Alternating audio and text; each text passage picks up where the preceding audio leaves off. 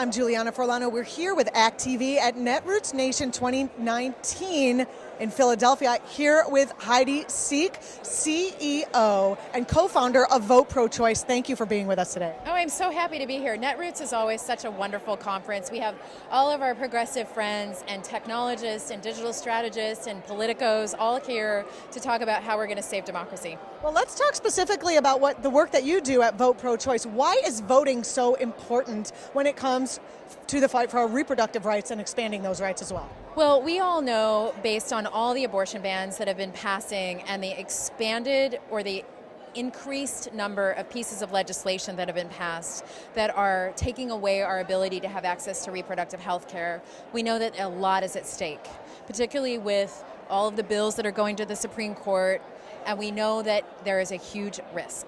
So what do we do to fix it? We get asked that every single day at VoteProChoice. How can we fix this problem?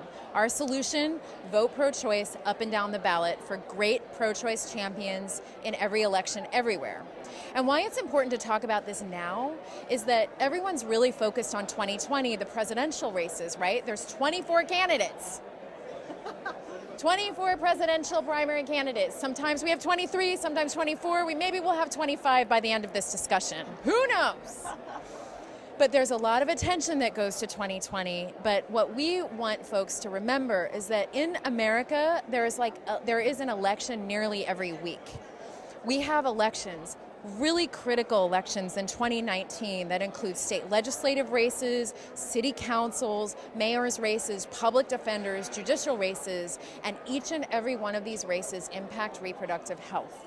Now, VoteProChoice does a huge service to people because it tells you which candidates are pro-choice and at what level they are pro-choice. I mean, with all of those elections going on, it's imperative that we check at VoteProChoice to see where our candidates stand. That's right. And the service that we try to provide, this is what we do. We do support really amazing candidates, down ballot candidates where reproductive freedom is at stake, but the tool that we want to offer to all of you and to the world is a voter guide, a comprehensive voter guide that looks at every election through the lens of reproductive freedom.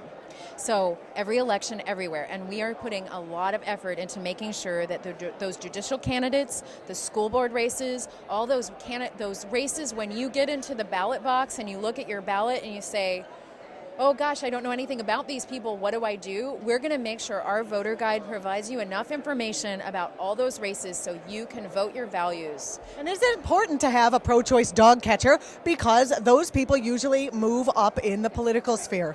And I can make the case for almost any position that reproductive freedom is at stake and they have an impact on access to reproductive health.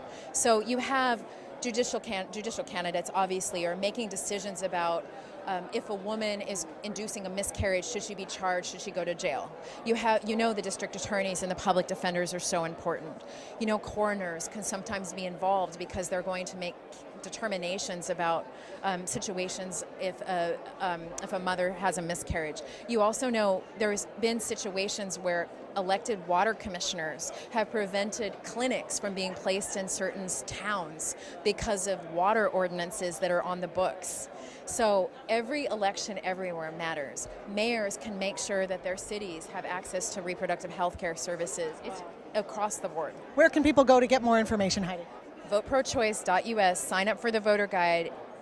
You will not be sorry to be able to vote pro-choice all the way down the ballot. And if you ever ask yourself, what can I do? Vote pro-choice. Thank you so much. Thanks for joining us. Thanks for joining us on our coverage of Netroots Nation 2019. And thanks for all the work that you're doing. Thank you so much, Juliana. Thanks, everybody. We'll be back.